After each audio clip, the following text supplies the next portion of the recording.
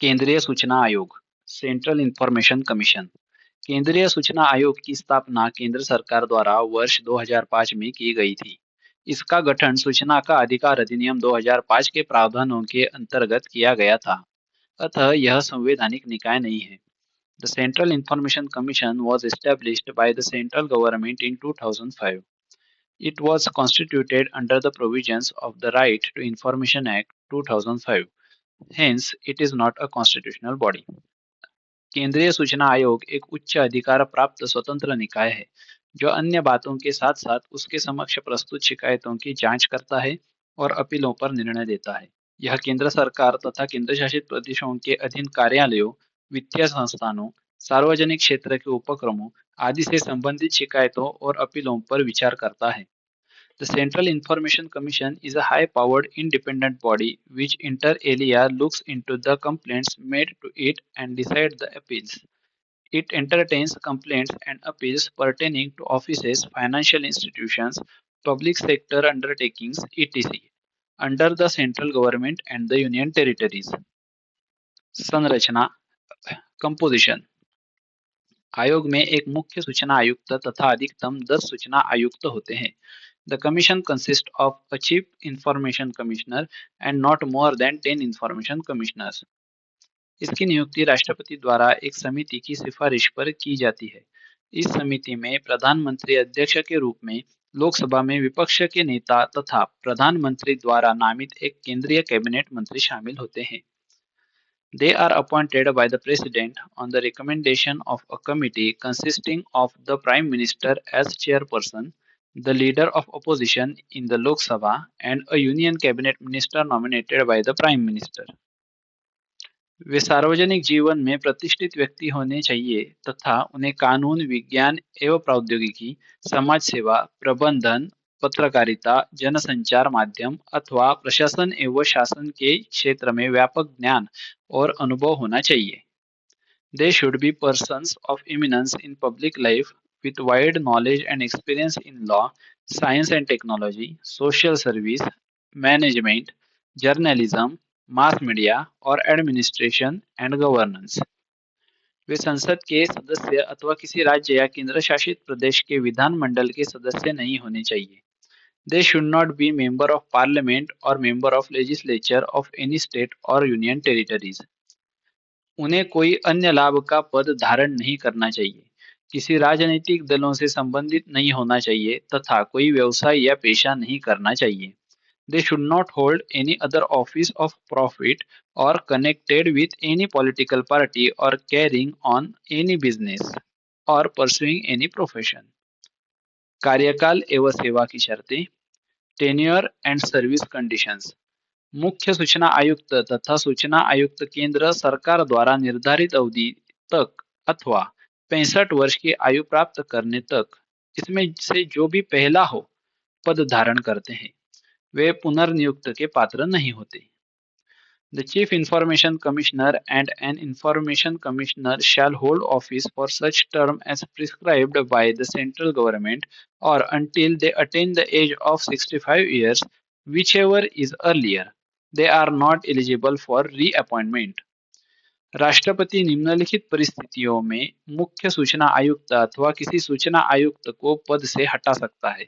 The President can remove the Chief Information Commissioner or any Information Commissioner from the office under the following circumstances.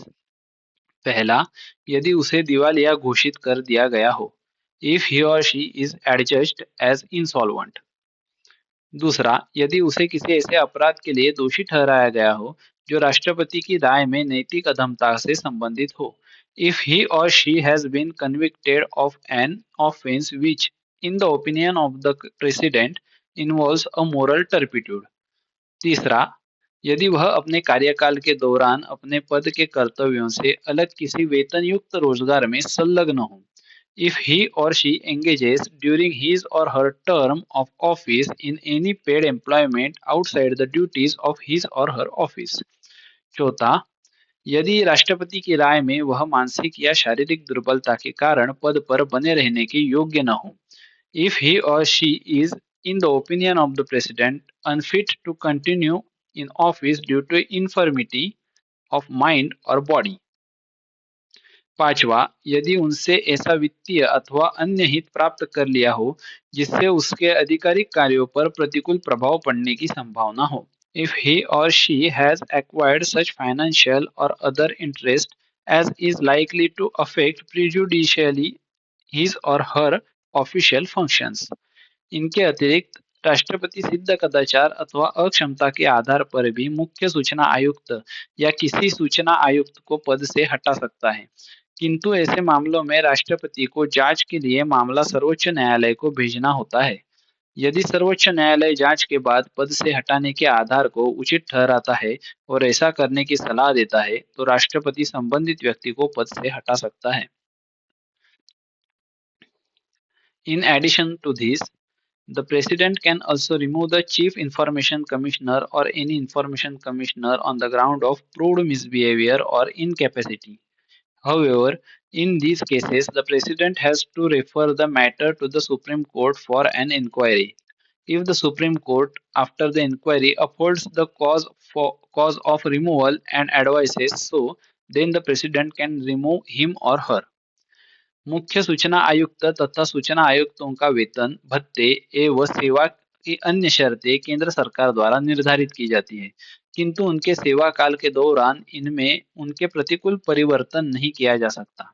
The salaries, allowances and other service conditions of the Chief Information Commissioner and an Information Commissioner shall be such as prescribed by the central government, but they cannot be varied to his or her disadvantage during service। शक्तियां एवं कार्य, powers and functions. केंद्रीय सूचना आयोग की शक्तियां एवं कार्य निम्नलिखित हैं। The power and functions of the central information commission are as follows. पहला, निम्नलिखित परिस्थितियों में किसी व्यक्ति से शिकायत प्राप्त करना और उसकी जांच करना आयोग का कर्तव्य है। It is the duty of the commission to receive and inquire into a complaint from any person. जो लोग सूचना अधिकारी की नियुक्ति न होने के कारण सूचना का अनुरोध प्रस्तुत नहीं कर सका हो, who has not been able to submit an information request because of non-appointment of a public information officer। दूसरा, जिसे मांगी गई सूचना देने से इनकार किया कर दिया गया हो, who has been refused information that was requested। तीसरा, जिसे निर्धारित समय सीमा के भीतर अपनी सूचना अनुरोध का उत्तर प्राप्त नहीं हुआ हो, who has not received a response to his or her information request within the specified time limits। चौथा, जिसे लगता हो कि उससे लिया गया शुल्क अनुचित है, who thinks the fees charged are unreasonable। पांचवा, जिसे लगता है कि दी गई सूचना अधूरी, भ्रामक अथवा झूठी है, who thinks information given is incomplete, misleading or false। And छठवा, सूचना प्राप्त करने से संबंधित कोई अन्य विषय, any other matters relating to obtaining information. दूसरा, यदि किसी मामले की जांच के लिए उचित आधार उपलब्ध हो तो आयोग स्वप्रेरणा यानी सुओ मोटो से जांच का आदेश दे सकता है। The commission can order inquiry into any matter if there are reasonable grounds, suo motu power. तीसरा, जांच करते समय आयोग को निम्नलिखित मामलों में दीवानी न्यायालय के समान शक्तियां प्राप्त होती है। While inquiring, the Commission has the power of a civil court in respect of the following matters। पहला, व्यक्तियों को समन जारी करना, उनकी उपस्थिति सुनिश्चित करना, उन्हें शपथ पर मौखिक या लिखित साक्ष्य देने तथा दस्तावेज या वस्तुएं प्रस्तुत करने के लिए बाध्य करना। Summoning and enforcing attendance of persons and compelling them to give oral or written evidence on oath and to produce documents or things। दूसरा, दस्तावेजों की खोज एवं निरीक्षण की अपेक्षा करना। Requiring the discovery and inspection of documents। तीसरा, शपथ पत्र के आधार पर साक्ष्य स्वीकार करना। Receiving evidence on affidavit।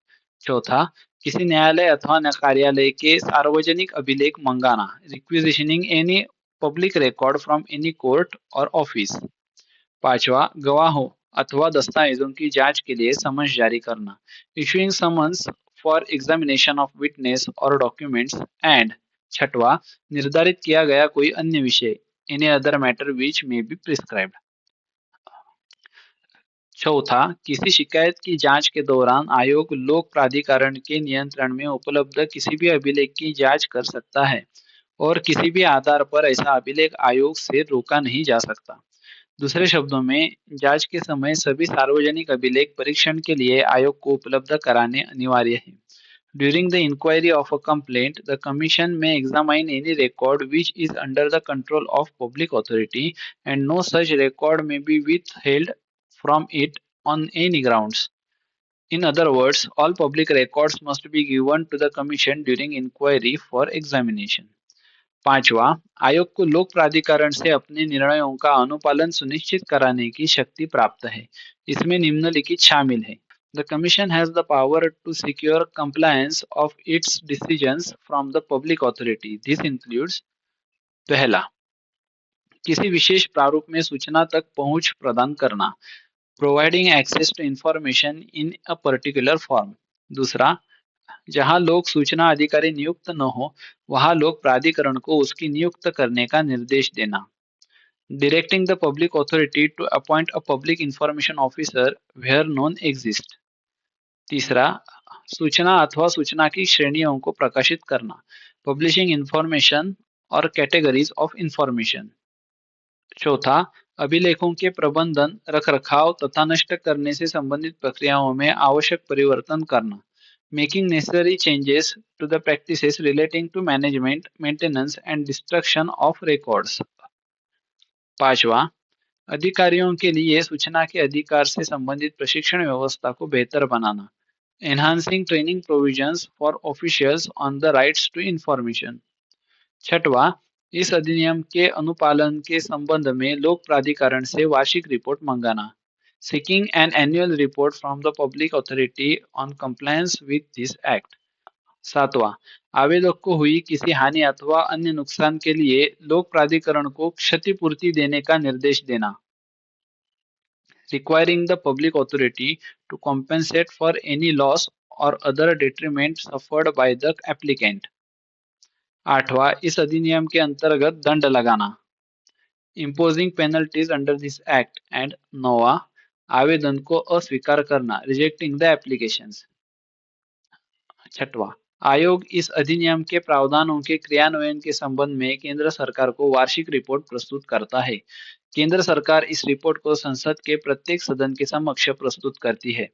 The Commission submits an annual report to the central government on the implementation of the provisions of this act. The central government places this report before each house of parliament. सातवां, जब कोई लोक प्राधिकरण इस अधिनियम के प्रावधानों का पालन नहीं करता है, तब आयोग उस प्राधिकरण को अनुपालन सुनिश्चित करने हेतु आवश्यक कदम उठाने की सिफारिश कर सकता है। When a public authority does not conform to the provisions of this act, the Commission may recommend to the authority steps which ought to be taken for promoting such conformity. आठवां, यदि लोकसभा में विपक्ष के नेता को औपचारिक रूप से मान्यता प्राप्त नहीं है, तो लोकसभा में सरकार के विरोध में सबसे बड़े एकल समूह के नेता को विपक्ष का नेता माना जाएगा। Where the leader of opposition in the Lok Sabha has not been recognized as such, the leader of the simple largest group in the opposition of the government in the Lok Sabha shall be deemed to be the leader of the opposition. नौवां, सूचना आयुक्त मुख्य सूचना आयुक्त के रूप में नियुक्त होने का पात्र है, किंतु सूचना आयुक्त के रूप में बिताए गए कार्यकाल सहित उसका कुल कार्यकाल 5 वर्ष से अधिक नहीं हो सकता। The Information Commissioner is eligible for appointment as Chief Information Commissioner but cannot hold office for more than a total of 5 years, including his or her term as Information Commissioner.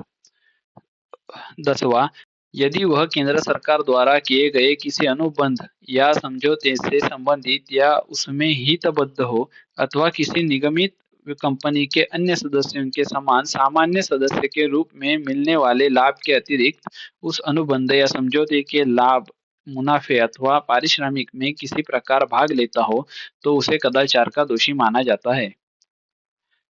He or she is deemed to be guilty of misbehavior if he or she is concerned or interested in any contract or agreement made by the central government or participates in any way in the profit of such contract or agreement or in any benefit or emolument arising therefrom otherwise than as a member and in common with the other members of an incorporated company. 11वां आयोग लोक सूचना अधिकारी पर प्रतिदिन 250 की दर से अधिकतम 25,000 तक का दंड लगा सकता है। वह दोषी अधिकारी के विरुद्ध अनुशासनात्मक कार्रवाई की सिफारिश भी कर सकता है। The Commission can impose a penalty on the public information officer at the rate of 250 per day up to maximum of 25,000. It can also recommend disciplinary action against the errant officer.